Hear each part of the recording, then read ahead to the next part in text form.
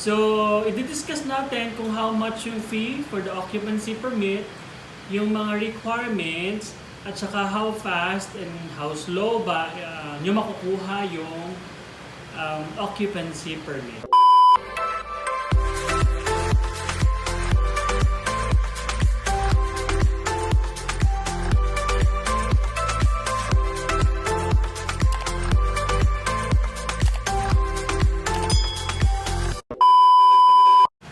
Hello mga kuta! Good evening! Before we start the video, shout out sa mga subscribers natin, sa mga new. Maraming salamat sa mga loyal subscribers natin. Sorry for just making the video right now related to Pag-ibig. As you know, medyo naging busy the past how many weeks. And recently, nakapag-housewarming na tayo sa wakas, so I have more time to do vlogs related to Pag-ibig. In today's video, i-discuss natin kung paano ako nag-apply ng occupancy permit. Alam ko sa mga ilan nating subscribers, nandito na kayo sa stage na to, yung occupancy permit, because you're almost done with your house construction, okay? So, i-discuss natin kung how much yung fee for the occupancy permit, yung mga requirements, at saka how fast and how slow ba nyo makukuha yung occupancy permit, okay? So, before discussing the requirements, i-flash muna natin yung list of requirements. So, eto na siya.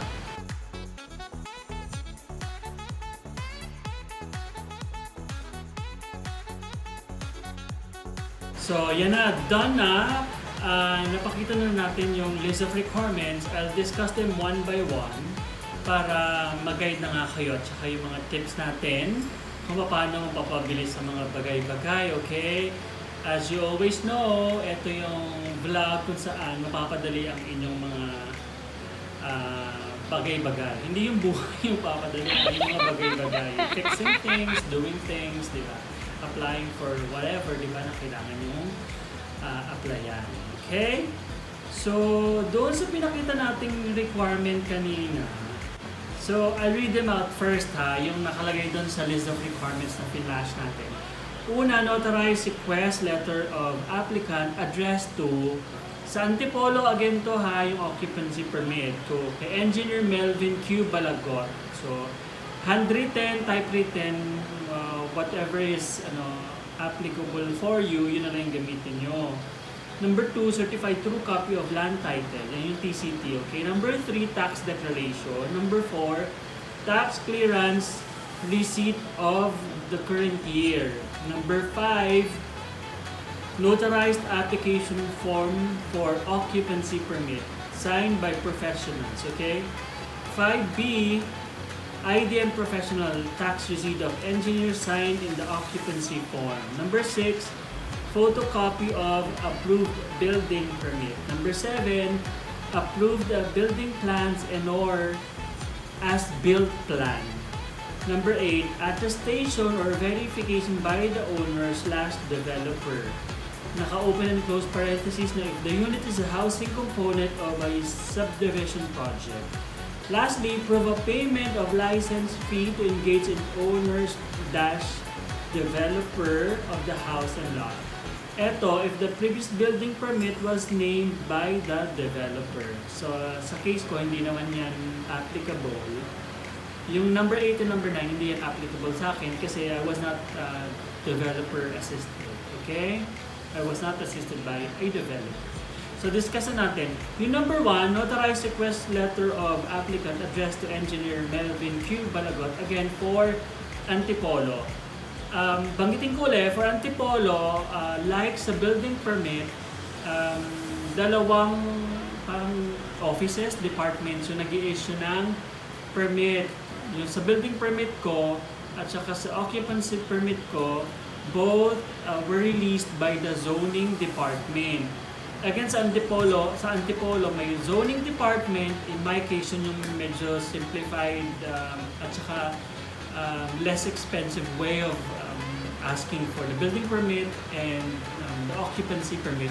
Yung isang isang department na nag-i-issue ng occupancy permit at building permit, yun yung medyo madaming requirement at medyo mahal. Again, base yun kung saan nakalocate yung property nyo. Sa akin, sa Santa Ana Village, sa San Isidro, Antipolo City. So again, yung building permit ko na-issue ni zoning department, so occupancy permit, i-issue din ni zoning department. So lagay nyo lang dyan na, ang ginawa ko lang naman, good day ma'am, sir, ganon, this is to request your office for an occupancy permit, in-indicate ko yung property address, complete address, location, gano'n. So yun lang, as simple as that, handwritten or typewritten, kung anong available sa inyo, yun yung gawin nyo, okay? So number 2, certified true copy of land title. So kung meron na kayong certified true copy before, di ba, hinihingi naman yan ni Pag-ibig, yung mga isa sa mga requirements din yan yung para makarelease ng first check, di ba? So kung may copy pa kayo ng certified true copy nga ng TCT, so itabi nyo yan kasi kailangan nyo rin yun for occupancy permit. Yung tax declaration will be issued again by sa case sa Antipolo, si Assessor's Office. Ang gagawin nyo, mag-coordinate muna kayo sa sa Assessor's Office kasi si Assessor's Office, they'll do a site visit sa property niyo. Titingnan kung base dun sa approved building plan or yung as-built plan na sinubmit nyo dun sa occupancy permit, kung nagawa ba yung mga dapat gawin dun sa bahay. So in my case, dahil nga ito ay ECQ for the second time nung nagpasa ako ng occupancy permit request, so si site inspector visited the site twice.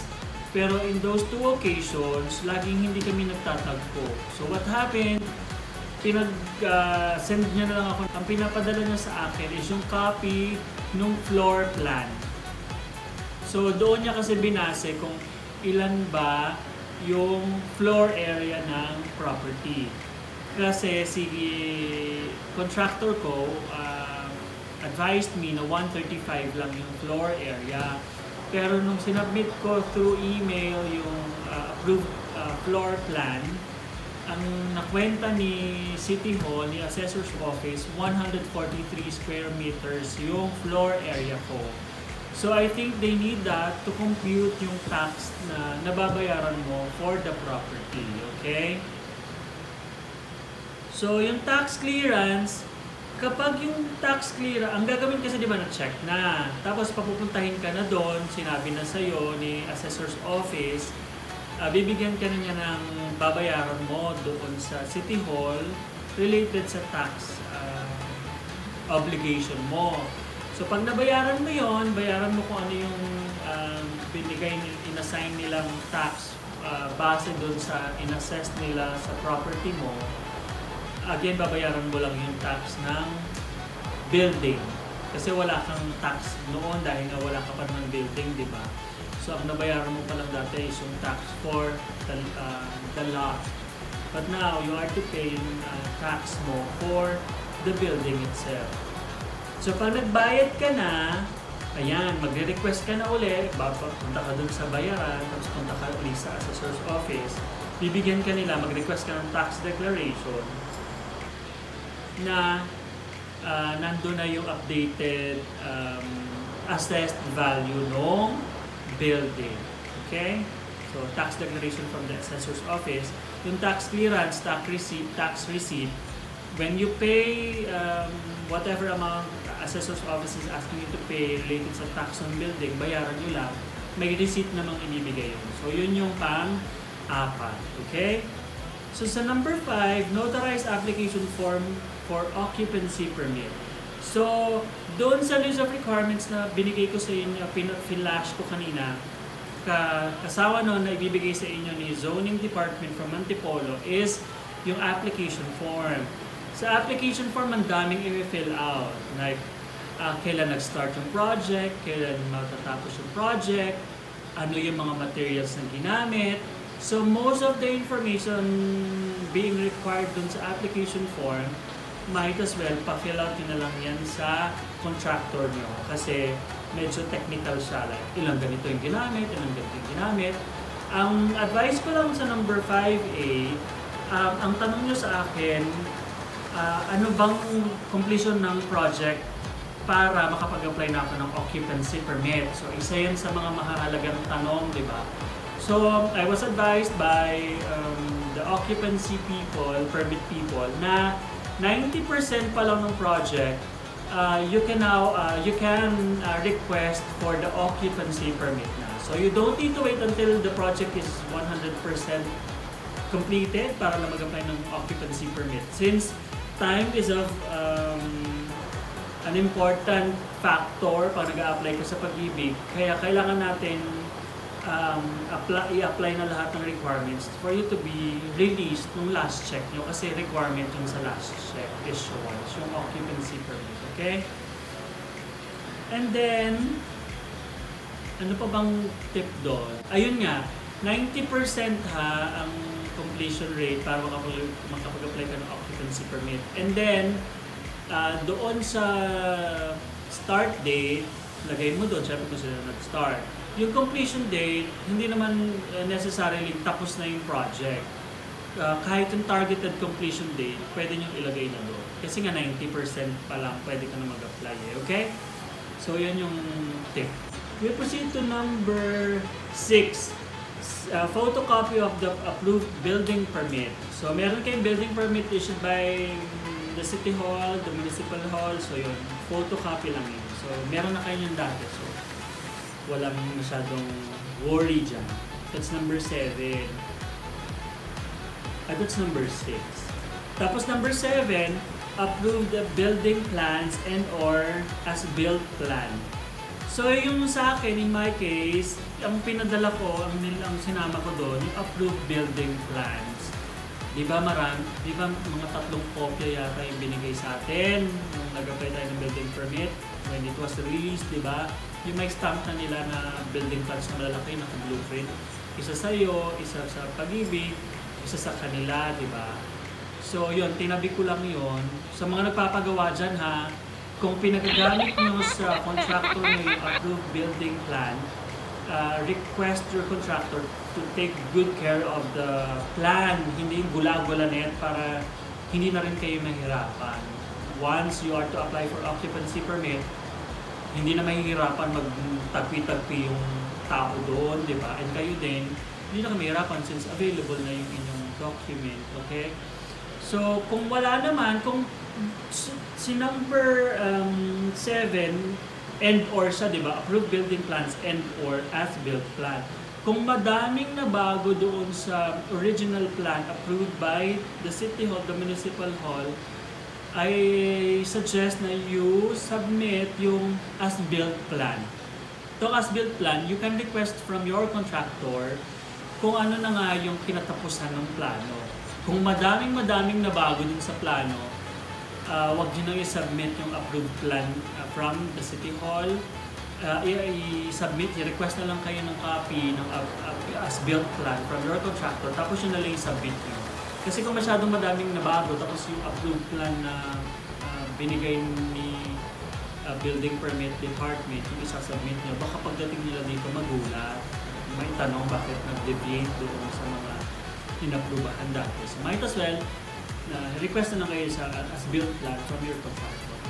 Number 8, number 9, I won't be discussing it because they are not applicable sa case ko dahil nga I was not assisted by any developer. I didn't purchase the house. I did construct the house through a developer. Okay? So, that's about it. Yun yung mga, yung mga requirements for applying for occupancy permit. So, we'll ask the questions na tinrow ko kanina during the introduction ko. How much ba? How much? In less than 1,000 pesos, yun yung occupancy permit fee. Mga 900 plus, hindi siya lalagpas ng 1,000. Siyempre, i-add nyo din yung tax na babayaran nyo. Yung tax na binayaran ko, I think for syempre base na naman sila doon sa floor area nyo at saka doon sa amount ng construction. Parang 4,000 plus yata per quarter yung sa akin. To be asked to pay yung month kung kailan ka nag-apply ng occupancy permit. Like first, second, third quarter yan. Third, fourth quarters yan, di ba? So sa akin, binayaran ko up to the second quarter para nga, dahil nga, ayun, sa mga panahon to, yung nag-occupancy permit ka, since you don't have the last check from Pag-ibig, medyo gapit ka pa rin talaga. So ang binayaran ko lang muna until second quarter lang yan. Tanong 2021. Okay? So yun yung yun yung fee. Siyempre, dahil nga naipit na ako sa second ECQ, so gumamit na ako ng technique. Alam nyo na yon kung paano mapapabilis yung mga documents. Alam nyo na yun. I don't need to encourage you to do that, but I don't have a choice at that time. Nagsik ako ng assistance from my contractor na gumamit na the technique. Okay? So I paid extra an X amount of money to expedite yung release ng occupancy permit. So, since ayokong i-discuss, if you are interested of asking how much, you go ahead and PM me, okay? Sa FB, Jeff Angeles din ang pangalan natin sa FB, okay? So, that's less than 1,000 for the permit, and then 4,000 to 5,000 yung tax, and then yung X amount nung pang pa-expedite. Maliit lang naman din siya. To my surprise, hindi naman din sobrang laki. Hindi mo maka-afford. Okay? Tapos, yung turnaround time, how fast will you get the occupancy permit? Ito given the circumstance na nag-second ECQ nga kasi siya. So, medyo matagal din yung akin. Siguro in 1 month ko nakuha yung occupancy permit. Pero I think ang bilis din kasing gumalaw ng mga tao. Sa occupancy permit, medyo hindi ako nahirapan compared sa building permit. Not like my office mate na nag-apply for occupancy permit for his property na iba yung zoning niya kasi antipolo din siya eh. Ayun, medyo madami, medyo mahal yung requirements niya at saka yung occupancy permit fee. Pero dito nga sa zoning department for San Isidro, mabilis lang at onti lang at mura lang yung permit. Okay? So, baka sa normal na panahon, kung ipa-follow up nyo ito, baka within 2 weeks kaya nyo siyang makuha. Okay? So, that's about it mga kakuda. Sorry for just making this video now lang. Ang dami ko ng utang sa inyo. Sa mga susunod na vlogs, i-update na natin yung Pag-ibig Construction kung magkano ba yung nagastos natin sa bahay. All in all, para doon sa construction natin, okay? So if you have questions, baka may na-miss akong kailangan at mahalagang banggitin pero hindi ko nabanggit, just comment on the video or PM me sa FB, yung mga kakuda nating mga nag-PM sa akin for questions. You go ahead and do that kasi kung mas may explain ko mas maigi sa PM through FB na Jeff Angeles, that's fine. So as long hindi ako busy, re-replyan ko kayo. Okay? Again, thank you for watching mga kuda. Subscribe, don't forget of course. Hit that notification bell so that when the next video is up, you won't miss it. Okay?